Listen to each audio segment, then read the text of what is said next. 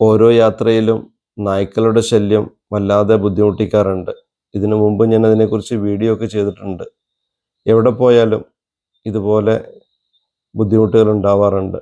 ചിലതൊക്കെ വന്ന് വണ്ടിയുടെ അടിയിൽ കിടക്കും. നമ്മൾ ഡോറ് തുറന്ന് കയറുമ്പോഴാണ് കടിക്കാൻ വരുന്നത്. ചിലതൊക്കെ കൂട്ടം കൂടും. നമ്മുടെ കൂടെയും ഒന്നിലധികം ആൾക്കാരൊക്കെ ഉണ്ടെങ്കിൽ അവരൊന്ന് മുരണ്ടിട്ട് അങ്ങോട്ട് പോകും. ഒറ്റയ്ക്കാണെങ്കിൽ നമ്മളെ ശല്യം ചെയ്യും. വായൊക്കെ തുറന്നിങ്ങ് വരുന്ന സമയത്ത് ഞങ്ങളുടെ പല്ല് കാണുമ്പോൾ പേടി തോന്നും. വളർത്തു മൃഗങ്ങളെ ഒരു പ്രായം കഴിയുമ്പോൾ വീട്ടുകാർ ഉപേക്ഷിക്കുന്നതാണോ എന്താണെന്നറിയില്ല. ഓരോ തെരുവിലും ഓരോ ടൗണിലും നായ്ക്കളുടെ ശല്യം രൂക്ഷമാണ്. വലിയ ആൾക്കാരെ വരെ ആക്രമിക്കാൻ മുതിരുകയാണ്. പിന്നെ കുട്ടികളുടെ കാര്യം പറയണ്ടല്ലോ.